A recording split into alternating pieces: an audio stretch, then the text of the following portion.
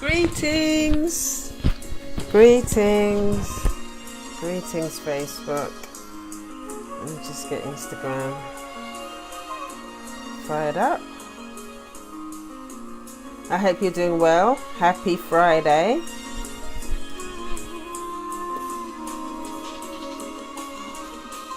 Okay. Just checking connection. Hey, I'm live on Instagram. Okay. Okay, so let's move down. Pin comment. See, I'm getting professional about this now. I can do it in like 2 seconds. It's all done. So, let me turn down this music. I love this music. Nitin Sawhney, if anybody wants to know. I love his work. Okay, so I'm going to turn that off now. Right, so greetings everybody. June Allen here, your racial sobriety mentor from juneallen.net, and I teach black people how to heal from the impact of racism with racial sobriety and personal empowerment. I'm just getting my notes up here for today's class, for today's sobriety session. Okay, so right, so today's session is all about how can I support an addicted loved one. Now, I've been talking a lot this week about addiction, how it relates to racism. What do you do if you're new and you want to know what exactly is recovery? I've been talking about all of that this week. But yeah, just some of the stuff that I've seen around addiction. There's a lot of people that are talking about, hi, hello Jay, thanks for joining. There's a lot of people that are talking about, oh, well, my parents were addicted, or, I've got family members that were addicted, and how do I help them? How do I support them? And where do I draw the line and all of that kind of stuff? So I thought, you know what, it's probably a good idea just to talk about, how can you support that addicted loved one? It's actually not going to be the stuff that you think. It's not going to be about the other person. It's actually going to be about how you can take care of yourself. So that is going to be today's topic. But before I get into today's topic, I'm going to give you some housekeeping. So tomorrow, the 1st of June, on Saturday, is my sobriety birthday. I have been in recovery for 9 years. Actually, I went to my first meeting in 2009, but I've been sober for 9 years. So I'm really, yay me. So I'm really happy about that. Oh, somebody's trying to call me. Hang on. I'm not going to answer. I can't do it now. Okay. So, so I'm really, really happy about that. So I've 9 years birthday. So I'm thinking, what better way to celebrate than to put on a conference? Nothing small. We're just going to put on a virtual conference for people of colour in recovery. So I'm really excited about that. Really, really excited about that. So that's going to be on Saturday. And because it's my 9th birthday, it's going to be from Saturday and the following 9 days, so from the 1st to the 9th of June. So there's going to be recovery meetings, there's going to be speakers, there's going to be master classes on a whole range of different topics. Topics about, is racism an addiction to power? I'll read some of the ones off that we've got. Unworthiness and under-earning. So it's going to be somebody going to be talking about the money fellowships. Shame in relationships. How to keep yourself safe in the recovery rooms. The 13th step is what is known as the 13th step. How to start your own people of colour meeting in your primary fellowship. If there's quite a few people of colour in your home group, in your fellowship, and you just want to get together and start something, so you can start talking about the impact of racism on that particular fellowship. That's gonna be a masterclass that I'm going to be doing. There's so much more. So if you are interested in that and come to the virtual conference, click the link in the bio, go to heal.juneallen.net. That's heal.juneallen.net. That's heal.juneallen.net. So that is going to be on Saturday, so I'm really excited about that. The second thing that's going to be happening is there's going to be a fathers and daughters workshop on Wednesday the 12th of June in Hammersmith. So I'm not personally going to be hosting that. I'm going to be there obviously to support everyone that's there. I'm kind of hosting it, but I'm not actually doing the actual process. The process is going to be done by my confident, my amazing, Just Faith Agugu. I don't know if you must have heard me talk about her loads of times before. Faith Agugu is a psychotherapist based out in Australia. Her family live over here, so she comes over to the UK quite a lot. So last year she did a really, really powerful session on mothers and wounded daughters. So this time she's coming back to do one on absent fathers and wounded daughters, and that is going to be a really, really powerful process. So if you have a difficult relationship with your dad, and it's not just going to be about, when she talks about absent fathers, it's not just absent fathers in the sense that fathers that weren't physically there. She's also going to be relating to it from the sense of, if your father was there physically but he wasn't there emotionally present.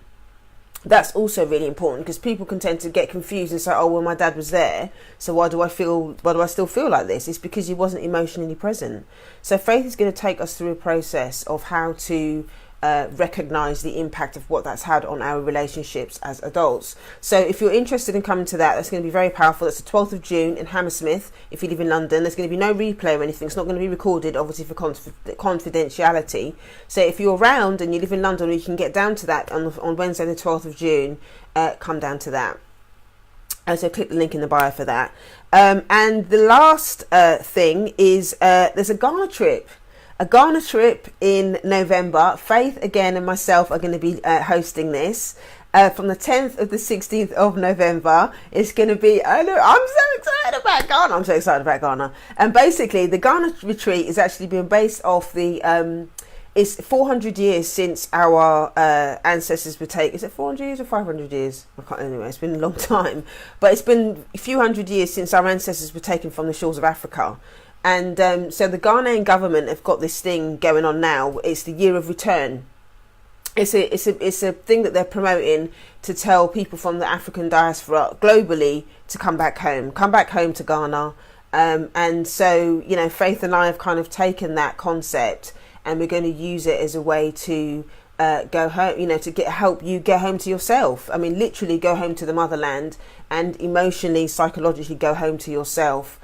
In terms of psychologically. So there's going to be workshops, there's going to be space and time as well to chill out and relax and stuff like that. There's going to be different meetings and workshops. It's going to be a beautiful space. It's going to be a beautiful space, and I'm pleased and humbled to be taking this space with Faith. So if you're interested in coming to Ghana with us, click the link in the bio, go to heal.juneallen.net. That's heal.juneallen.net. That's heal.juneallen.net. So loads of cultural nourishment, loads of stuff there.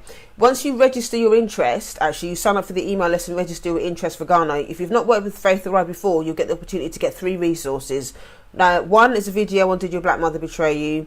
2 is another one on Black mindfulness, and the 3rd one is Boundaries, Wounded Daughters and Relationships. So if you've not had a chance to work with Faith or I before, those 3 resources are going to give you sort of real insight into how we work together, and also add value as well, because there's some great content and stuff in there as well. So click the link in the bio if you're interested in coming with us to Ghana, and obviously you get those resources as well. So for those of you that have just joined me, my name is June Allen from juneallen.net, and I teach black people how to heal from the impact of racism with racial sobriety and personal empowerment. So what is racial sobriety? Racial sobriety is your ability to connect with your identity, your sense of self, having an awareness and a sacredness and honestness around who you are as a person of colour, as a black person. That's what racial sobriety is. Despite living under the system of racism, you're able to still be unapologetic about who you are. And that's difficult. It's hard to do. Without support and without an understanding of what racism is, that's hard to do. So, I got to this place I went through the recovery process in 12-step recovery. I was addicted to dysfunctional relationships. I was addicted to self-hate. I was addicted to so many dysfunctional things. And what I learned after going through the 12 steps, I had a white sponsor at the time, which she was really lovely, but she couldn't do that part of the journey with me, obviously, because she didn't have any identification and stuff. So she was like, you need to go and find your people, and you need to go and, she can't take me any further, basically, around that stuff. So, as a result of that, I started to read a lot more. I spent time with a great therapist. I did some psychotherapy training myself, and just all of the work that I've done, been in therapy myself for the last 10 years, yeah, I just found it, I felt, I began to understand the cultural context and how that basically was at the root of my addiction issues, my codependency, the chronic people pleasing, the chronic self-abandonment, the shame, all of that kind of stuff. There was all racial trauma, ancestral trauma, the current stuff that we experience living under the system of racism, and all of that kind of fed the discomfort that I felt around sitting in my black skin. So yeah, I just, once I began to understand that, I started having a lot more conversations with people of colour in recovery. I connected with a lot more black people on a deeper level, starting to have more of these conversations. More people started coming to me, asking for my support and everything, and my feedback and stuff on different things. And then I thought, you know what, this is really having an amazing impact on my life. I started feeling a lot more confident. I was able to understand and have more compassion for other people that look like me, more compassion for myself. And it just became something that was I just felt like this is what my ancestors really wanted me to do. I felt this was like real deep spiritual work for me. So yeah, it just felt really, really nice. Hi Connie, lovely to see you. So yeah, I just knew that I had to keep doing this work. So I love the process. So now, the whole thing that I do now is around sharing with other black people, other people of colour, about what it means to be racially sober, what it means to live in your truth, what it means to set boundaries, what it means to love yourself, all of those things, and I love it. So I absolutely love what I do. So for those of you that don't know me, don't know my story, that's a little bit about me. Connie essentially like my levels. Oh, thank you, darling, thank you. Yes, it's nice, isn't it? I got it. This is part of my cultural nourishment. This is a cultural top line, one of the things that you'll learn in the course, and in the virtual conference, you'll learn about cultural top lines. So this is going to be, see that? Yeah. Cultural top line is a positive behaviour that you do to kind of nurture your identity and honour your identity. So this is kind of like an example of that. So so that's that. So let's get into the content. So today is about how to support an addicted loved one. I've read so many things in groups and stuff like that around people that, they're not necessarily addicts themselves, but they've actually been around addicts. And I always say to people that, it's interesting how people have this perception that because they're not, obviously if people don't know, they don't know, but if they're not actually addicted themselves, but they live in a family where there's addicts, that they don't think about how it impacts them. They don't think about how it impacts them. If you've got addicted parents or siblings or whatever, there is going to be some sort of impact on your life, how it impacts you. So that is basically what this topic is about. Even though it says, how can I support an addicted loved one? You support an addicted loved one by taking care of yourself, in a nutshell. So I'm going to walk you through 7 things, to kind of be aware of in supporting the other person with an addiction. So number 1, the first thing is to remember that, you can't control the addict. You can't control that person. And it's not your responsibility to control that person or change that person. Sometimes we can have this fantasy that they think, well, if I do this or if I do that, if I hide the drink, if I, don't give the money for drugs, if I do this and that, that somehow you're going to be able to control that person's behaviour. You're going to be able to control that person's behaviour. And actually, I have to say this out loud as well. When I talk about addiction, okay, I'm not just talking about drinking drugs. A lot of people just automatically go to drinking drugs when people hear the word addiction. And addiction is not just about drinking drugs. Addiction can be anything that you use to mask pain. So it could be shopping, it can be sex and relationships, it can be gambling, it can be food, and then obviously there is the drinking drugs and stuff that is all part of that conversation. But when I'm talking about addiction, I'm talking about addiction in the broadest sense, that anything that you use, it could be social media, anything that you use to mask pain, to cover up pain, to hide pain. So it's about remembering, going back to what I was saying before as part of number 1, that you cannot control that person's behaviour, you cannot control somebody else's drinking, you have to get out of the fantasy that somehow if you do something, or if you behave a certain way, that you're going to be able to change that person's behaviour. You can't. Shaming that person for their behaviour is not going to change them either. It's not going to change them either. You just have to come out of that fantasy that you can change them. you know. So that's number one. The second thing is to remember that, you know, sobriety and recovery is not for people that need it, it's for people that want it. Sobriety is not for people that need it, it's for people that want it. And it just echoes what I was saying before in number one, that you can't control the other person. That person has to want to get support. That person has to hit rock bottom. And this is what they're saying, you know, they say this in the, you know, in the recovery rooms a lot. If you have to be really desperate, your life has to be so unmanageable for a lot of us, for a lot of people. They have to be in so much pain before they go and get help. You know, they have to really, really want to get help, because essentially, you know, addiction and the acting out is all about trying to mask pain in the first place. But once that person sees the consequences, the chaos in all the consequences that's happened, then that's when they can decide whether they're going to go and get help or not. And only they can make that choice. You can't make that choice for them. You can't make that choice for them. They have to want to do it for themselves. You know, I had a brother, you know, he passed when he was 46, and he couldn't stop. He was an addict. He could not stop, you know, and even though he was told by the doctors, if you don't stop, you know, you're not gonna survive it, because he just couldn't stop smoking crack. There were so many things that he was doing. He had so many different addictions as well, so many things that were going on, but he just couldn't stop. He couldn't stop the behaviour. He was in a lot of pain, you know. And I did speak to him, you know, I spoke to him a few times about, you know, about going into recovery. And he had friends as well that were in AA that were trying to get him to go to AA and stuff like that. And, you know, it was painful. It was incredibly painful. But ultimately, I understood that I could not force him to go into to go and get help. You know, I couldn't force him to go and get help. This had to be a decision that he had to make, and ultimately it took his life.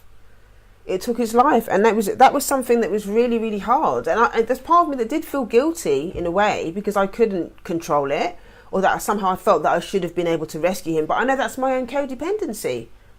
That's my own codependency, thinking that it was my responsibility to make him better, to make him feel good, to make him stop. And this is often what happens with people that live in addicted environments, you know. And this is what number 3 is about. Number 3 is about being able to set boundaries and limits for yourself.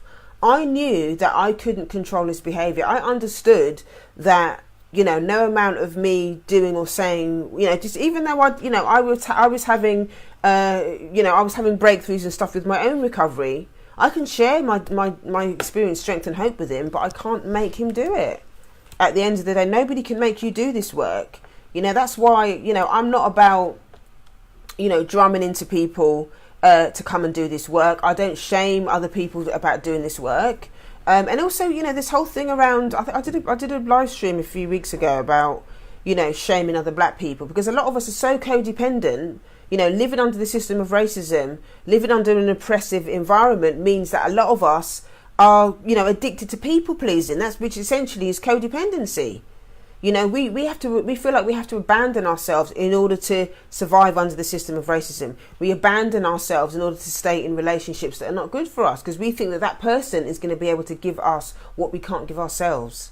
So we keep abandoning ourselves. And that's often what we do in relationships with other people that are addicted. We feel that, you know, our life becomes insane because we feel like we have to keep tabs on that person, especially if it's relationship addiction or sex addiction or something like that. You feel like you have to constantly check in the person, where are they going, who are they talking to, get all of this kind of stuff, because you're so afraid that person is going to go off and, you know, and act out with somebody else. So you feel like you're constantly having to check on that person and keep tabs on them. That, you know, you lose yourself in the process.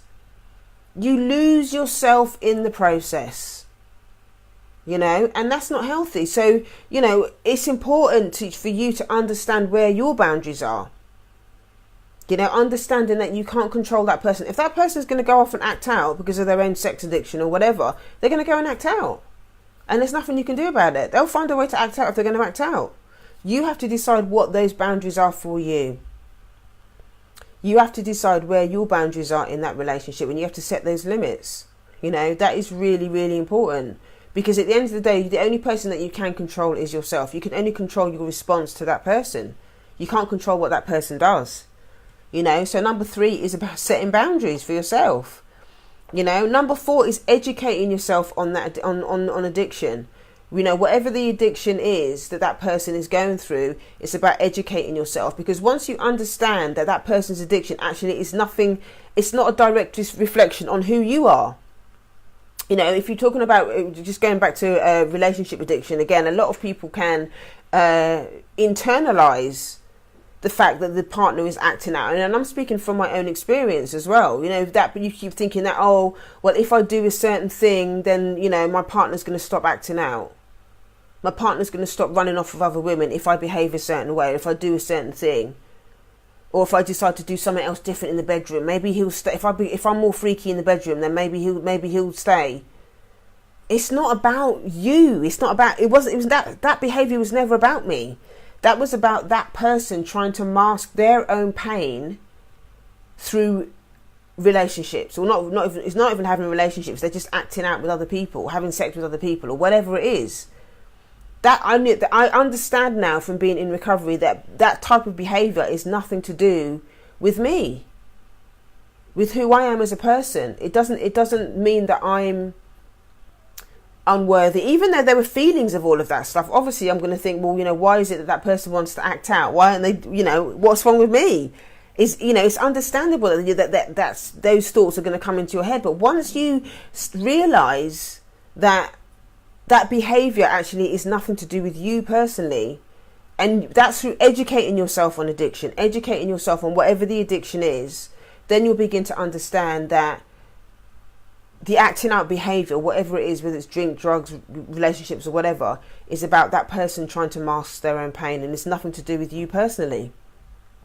That is a huge thing that's a huge breakthrough. When you actually realize that and you recognize that somebody else's addiction or their addictive behavior it's nothing to do with you personally, even though it's painful and it's hurtful, that behavior is actually nothing to do with you. So that's the reason why it's more important as well for you to have your boundaries and for you to set limits around yourself. And it's important that you educate yourself on that addiction, and also not just educating yourself on the other person, you know, the addiction that the other person is behaving, but also, you know, educating yourself on what it means to be a co-addict. A co-addict is, you know, somebody that's it can be like the partner of the person that is got the primary acting out, if that makes sense. I hope it makes sense. So as an example now, if you've got somebody who drinks or smokes weed or whatever, and you don't, and there's certain survival behaviours that you take on in order to deal with living with that person, i.e. keep yourself small, people pleasing, covering up for that person's behaviour, making excuses for that person's behaviour, denial around that person's behaviour, all of these different ways that you shut yourself down and deny yourself and abandon yourself in that relationship in order to stay in that relationship. That is an example of how codependency plays itself out, or a co-addict plays itself out. The co-addiction plays itself out, and because you're trying to survive, you're trying to deal with that person, and you're not taking care of yourself. So then what happens is the compulsive behavior for you is to not show up for yourself. You've completely abandoned yourself, which ultimately is what codependency is. You've completely abandoned yourself because you're trying to control the other person. Your needs have gone out the window because you're trying to control the other person. Your needs have gone out the window because you're so afraid of losing that person, even though it's dysfunctional. You're so afraid of losing that person that you just end up losing yourself in trying to control that situation. But in order to understand the dynamics, understanding your own behaviours, understanding how you respond to the addictive behaviour, you have to educate yourself on addiction. You know, and there are meetings that you can go to. If you go to, like as an example, for Alcoholics Anonymous, they've got another program called Al-Anon, which is for the loved ones of people that are addicted. So you might not be the actual person that's drinking, but you might be the person who, you might be the loved one of that person that is drinking. So what Al-Anon teaches, it's a great program as well. Actually, I've been to a few meetings there as well, which is really good. It basically teaches you how to focus on taking care of yourself. So I was saying to somebody in a live stream the other day, they were talking about how their family were addicted and all the rest of it, and I was saying to them, look, just don't think just because the other person was drinking that you're kind of immune to any of the consequences of that. There are consequences of staying in relationship or being raised in an environment that had addiction or alcohol issues in it. So things like Al-Anon, as an example, is a program for people that have grown up in either they live with an addict, or they were raised in an environment that was addictive or whatever, and it helps them to kind of distance themselves from family members or loved ones that are acting out addictively. And it gives you tools and stuff like that on how to detach, how to take care of yourself, how to process the powerlessness and anger around not feeling that you can control the other person, and so that is really important. Now, when we think about this from a cultural perspective, in terms of living under the system of racism, it's the same dynamic. When we think about the powerlessness of what it means to live under the system of racism, it's going to create a dynamic where us as black people, as people of colour, feel that we have to abandon ourselves. We feel like we try to control and shame white people for their behaviour, or people that practice white supremacy, so that we can feel safe. It's exactly the same dynamic. The same co-addicted person that's trying to control the other person's drinking. Black people, people of colour, are trying to survive under the system of racism for the same reason. So it's the same dynamic, but it's a social relationship instead. Does that make sense? It's a social relationship. So what happens is you get, black people, people of colour, we end up having a generation of people that are codependent because it's not safe for us to show up as ourselves. So white supremacy then becomes the addictive person. They're the person that's acting out. Obviously, they're acting out by being violent, by being aggressive, by being by just shaming us and doing whatever. Hi Rose, thanks for joining. Hi SB Beckford as well, thanks for joining. So white supremacy then is the addict. This is the system that's acting out. Okay, acting out in different ways, through violence, through shaming, through emotional abuse, through spiritual abuse, whatever people activity that white supremacy is acting out in. That's the addict. The system is an addict. Yeah, if that makes sense. So us as people of colour, black people, in response to that behaviour, we then become codependent.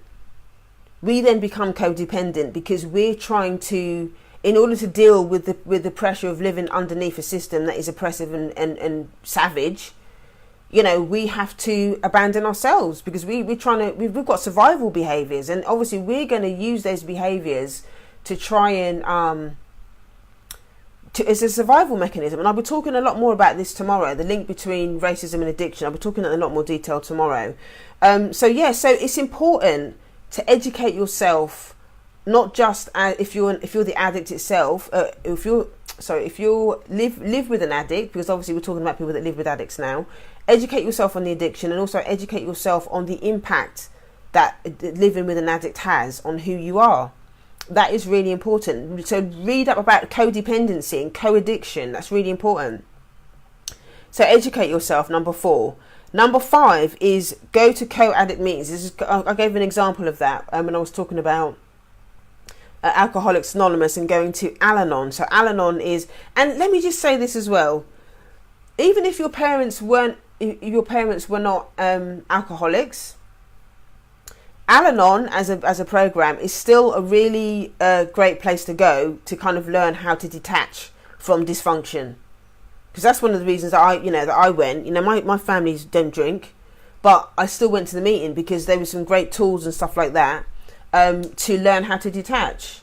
Okay, I'm going to give you the spelling for Al-Anon. So Al-Anon is spelled ALANON for November, A for Apple, L for Lima, A for Apple, N for November, O for Orange, N for November. Al-Anon. Okay, so if you go to the website, and you can have a look at the tools, you can have a look at the characteristics, maybe do a meeting online or in person if you get, and there's some great tools and stuff in there that will teach you about how to detach with love.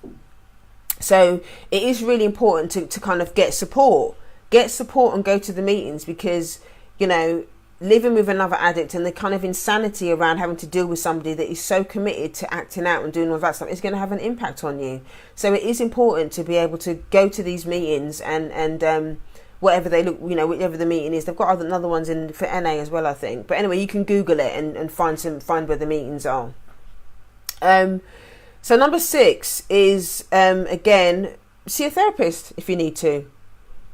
You know, at the end of the day, living with somebody that's addicted, or as a black person living under the system of racism, when somebody or the system is behaving in a certain way, when that system is oppressive, or you're living with somebody that's acting out and behaving in a certain way that is hurtful to you, that's crazy making.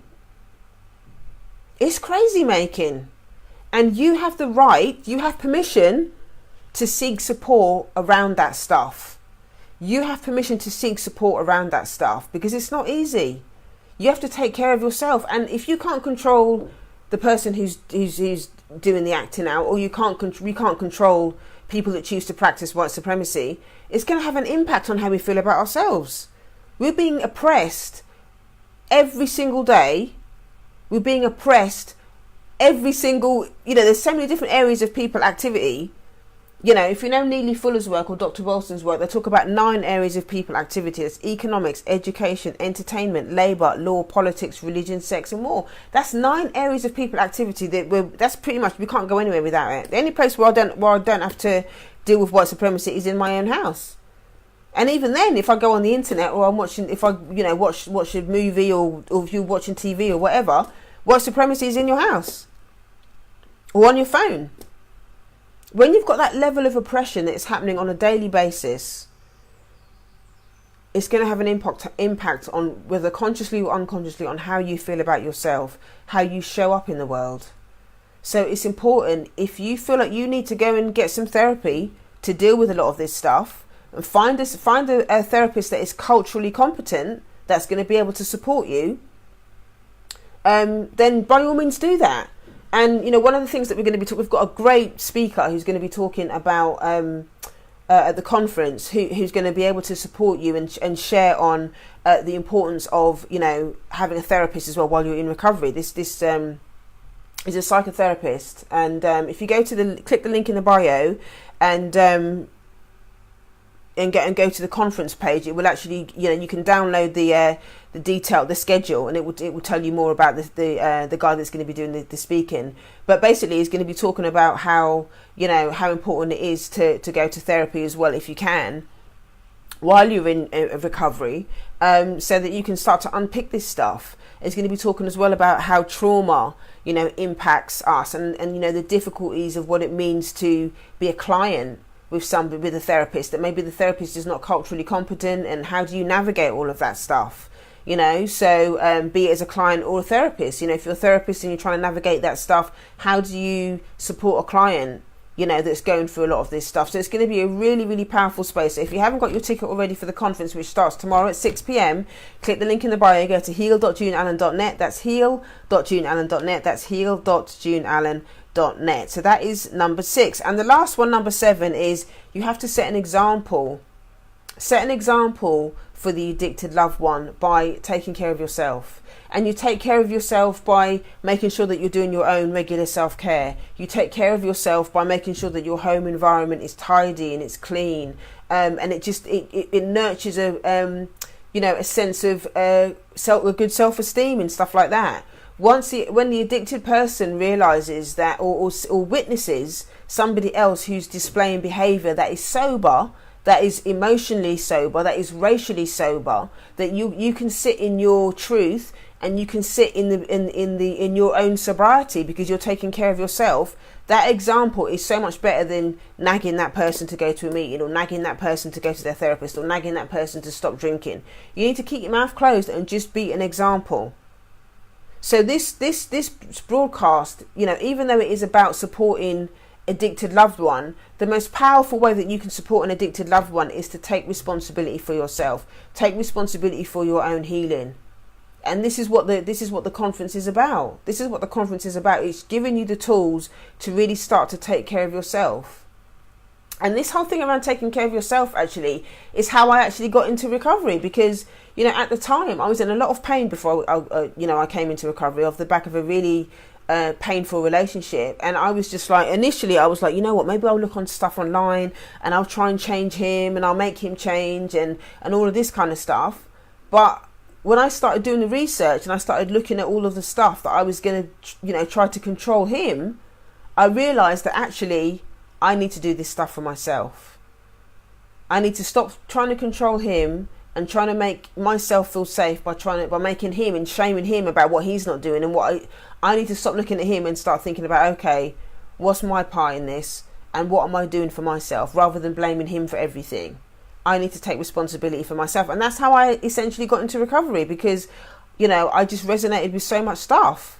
And actually, as a result of the work that I've done on myself, it basically changes the relationships with even the relationships that I have with other people that are still addicts. You know, I can set boundaries and stuff with the people that that choose to still act out, because ultimately I know that I can't change those people. It's not for me to change them people. I'm not responsible for them, but I can let go of that responsibility. I can let go of that responsibility thinking that I can change that person. But the difference now with me being in recovery is that even if that person is still, you know, acting out in their behaviour, I can be compassionate to that person. I can still be compassionate to that person, and I can understand that they're just trying to mask pain. And I also understand, like I was saying before, that stuff has nothing to do with me. It's to do with them and their own, you know, inability to manage their own pain. They're trying to manage their own pain through acting out with whatever behaviour or substance or whatever it is that they're using to try and to hide their pain, to cover their pain. So that's really important. That's really powerful, to be able to set an example. That's the biggest way that you can help that person, is by setting an example, you know, and being compassionate. So that is the 7 things. I'm going to run through them again really, really quickly. So number one, the best way that you can support your an addicted loved one is to realize that you can't control them. You need to come out of the fantasy of thinking that you control them. If you behave a certain way, if you do a certain thing, that person's going to stop drinking, drugging, or whatever it is. It's just not going to happen. It's just not going to happen. The second thing is to remember is that recovery and healing is for those who want it, not for those who need it. The people that need it are often the ones that are just continuing to act out. They're just not ready to face the pain. They haven't hit rock bottom yet. And you just have to let them go through their own process. They've got their own higher power, you know, and you can't control them. So you just have to let go of that fantasy that you think that just because if you behave a certain way, or you keep abandoning yourself even more, that you think that person's going to change their behaviour. They ain't going to. They're not going to. That person is not going to change their behaviour. White supremacy is not going to change their behaviour. They're not going to change their behaviour. They've been doing that. They've been doing this stuff. They've been oppressing people of colour, black people in particular. They've been doing it for 500 odd years, and they ain't going to stop, because the system is sick. The system is afraid of white genetic annihilation. That is what is underneath all of that behaviour. They're afraid of white genetic annihilation. So the acting out, the violence, all of that kind of stuff, all the behaviours what they have, they're going to continue doing that because they're afraid of white genetic annihilation. That's what's underneath a lot of it. So you have to, once you understand that behaviour is nothing to do with you, that's when you can begin to set boundaries around people. That's when you can really begin to set boundaries around people that are behaving this way. So you've got to remember that sobriety is for people that want it, not for those who need it. Sobriety is for those that want it, not for those who need it. Number 3 is about setting boundaries. Setting boundaries and limits for yourself. Understanding where your limits are around that person. You can make the decision, if this person does X, I'm going to do Y. And you can let them know, these are my boundaries. If you do X, this is going to be my consequence if you choose to do that behavior. So that's number 3. Be clear about where your boundaries are. And actually, you know, having a support network, which is what I'm coming to in the other ones, having a support network is going to help you be able to set those boundaries and understand what your boundaries are. Because sometimes you can't set them if you don't know them. If you don't understand what your boundaries are and where your limits are, you can't set them. So you need a support network in order to help you do that. That's why the conferences and the meetings and stuff like that are important, because hearing other people talk about their stuff and their own boundaries and all the rest of it is going to help you do that for yours. And that is the reason why this racial sobriety conference is important because it's going to help you not only set boundaries within your own family, but it's going to help you set boundaries around those who choose to practice white supremacy. That's what the conference is about. We're sharing our experience, strength and hope about what it means to be a person of colour, a black person in recovery, and you'll be able to see racism as it is in the rooms, and also to set boundaries around people in the rooms that choose to practice racism. Whether it's conscious or unconscious, you can still set that boundary. Whether it's intended or not intended, it's still racism, and it still has an impact on who you are as a black person in recovery. So you still have a right to set those boundaries. So that's really important, to be able to set those boundaries and limits for yourself. Number 4 is about educating yourself on the addiction, be it white supremacy or be it drinking or drugging or whatever it is. You have to educate yourself on the system or on that addiction. You have to educate yourself on that, which is again why the conference is important. There's loads of resources and stuff there already. If you haven't got your ticket already for the Racial Sobriety Conference, go to heal.juneallen.net.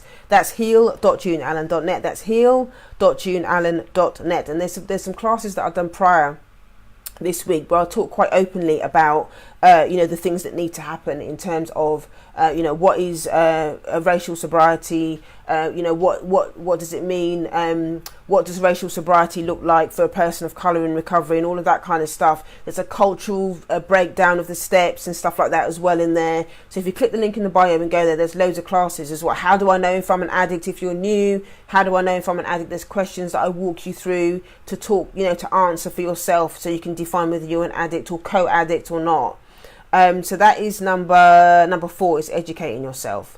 Number 5 is go to co-addicted meetings, go to codependency meetings, go to Al-Anon, go to these other fellowships that will teach you what it means to be, or how to detach from somebody else that's acting out. Be it a person, a loved one, family member, people who practice white supremacy. It's all the same thing. You've got to learn how to detach, and so go to meetings and learn how to do that. Actually, the meetings won't tell you how to detach from people practicing white supremacy, because that's not part of the recovery process. The conference that I'm going to be doing tomorrow is going to teach people how to do that. So that's that one. So that's number 5. Number 6 is go to a therapist if you need to. Go to a therapist if you need to. There's no shame in that. You have to learn how to do these things.